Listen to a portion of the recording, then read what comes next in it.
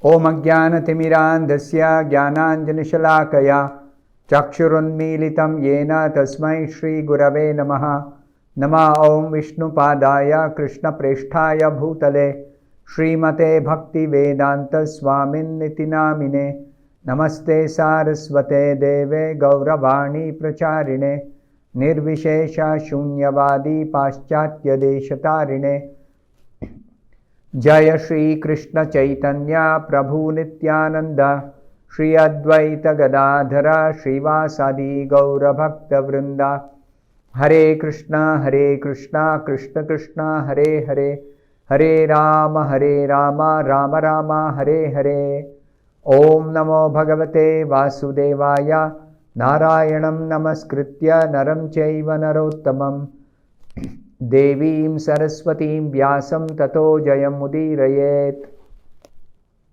In this session, we'll be discussing from the 38th verse of the 8th chapter of the first canto of Srimad Bhagavatam, continuing the prayers by Queen Kunti.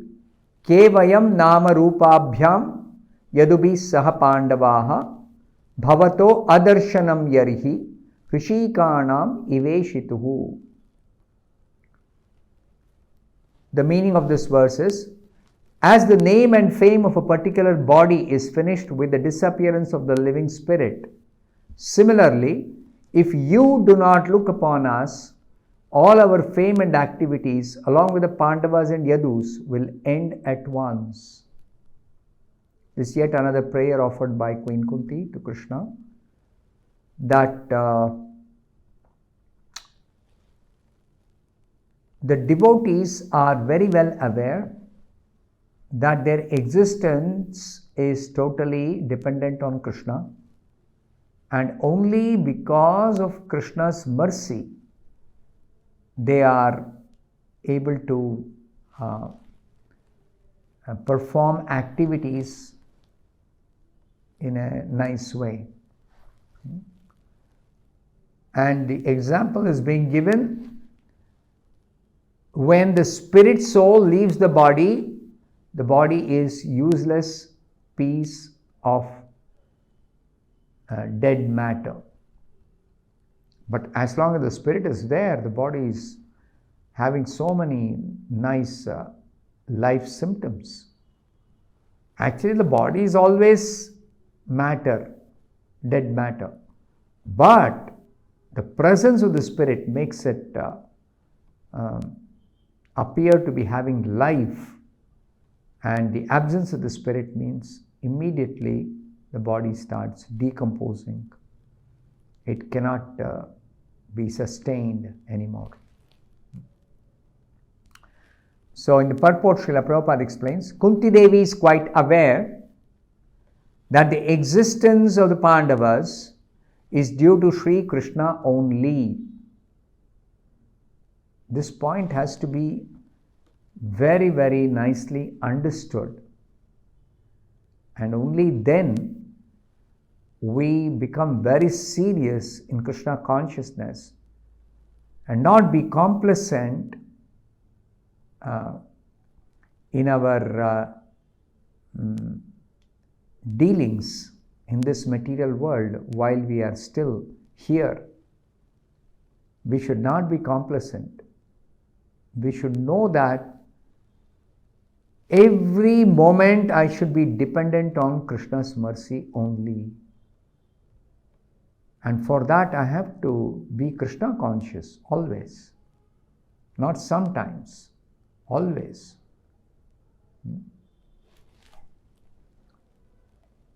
The Pandavas are undoubtedly well established in name and fame and are guided by the great king Yudhishthira, whose morality personified.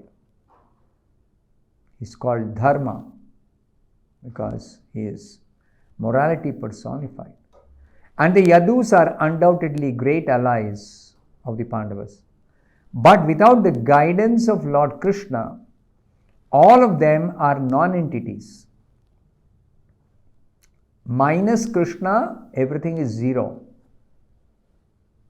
That is the reality, that's the truth. As much as the senses of the body are useless without the guidance of consciousness. We can easily understand the consciousness is guiding all the senses. Just like when we see with these eyes, the object that is seen makes some sense. We make some sense out of it, what it is, or what is the purpose, or what my relationship with it is, etc., etc. Only because there is the background consciousness for the seeing, for the hearing, for the thinking, for the feeling, everything. There is the background consciousness. No one should be proud of his prestige, power, and fame without being guided by the favor of the Supreme Lord. You should be always conscious of this favor of the Supreme Lord upon each one of us under all circumstances. The living beings are always dependent, and the ultimate dependable object is the Lord Himself. We should never wrongly think that I am dependent on something other than Krishna, someone other than Krishna. No, that's not possible. We may therefore invent, by our advancement of material knowledge, all sorts of counteracting material resources. But without being guided by the Lord, all such inventions end in fiasco, however strong and stout the reactionary elements may be. Right? Just like we sometimes hear, oh, this building is earthquake proof. So they would have done something to prevent the building from toppling, especially these high-rise buildings, multi-storied structures, skyscrapers. They may do some strong foundation and do something, I don't know what they do, to ensure that even when there is earthquake, the building will not collapse. But the very arrangement for avoiding the building to collapse during an earthquake, that provision that is made is alone not enough. There has to be some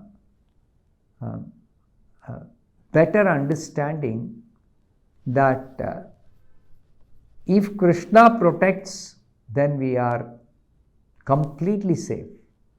And if Krishna does not give his protection, then we are completely, totally helpless. Nothing else can save us at a time when there is calamity or danger. We cannot be saved without Krishna's mercy. So this has to be very, very clearly understood. Our material arrangements ultimately will fail. Ultimately will fail.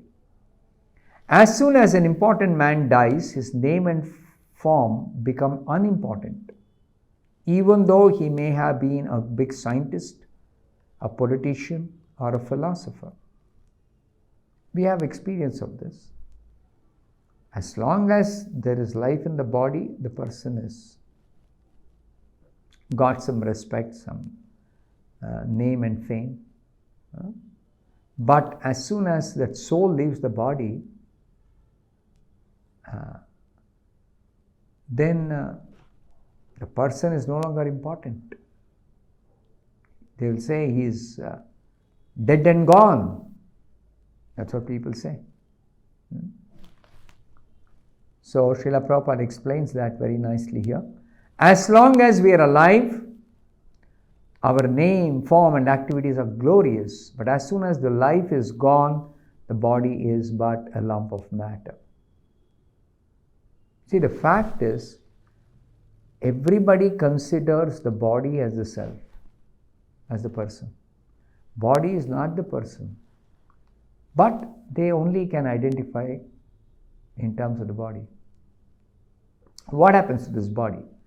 After the person, the life has gone out of the body, the spirit soul has left the body, then this body is just a lump of matter.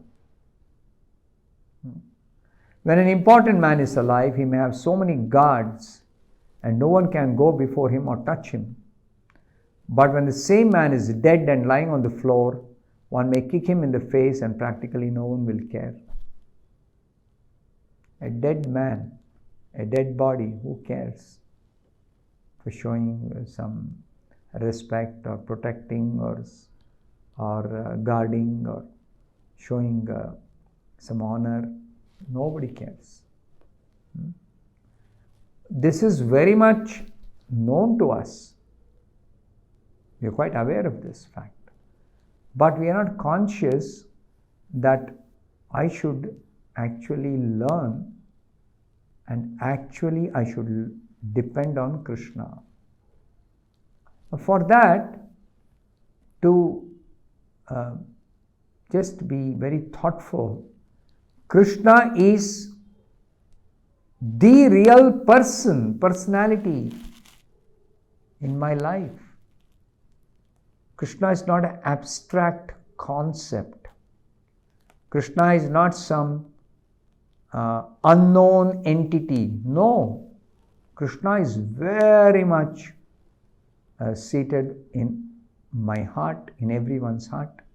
He is active. He is reciprocating. Just we have to become Krishna conscious. We have to awaken our original consciousness. And then everything will fall in place.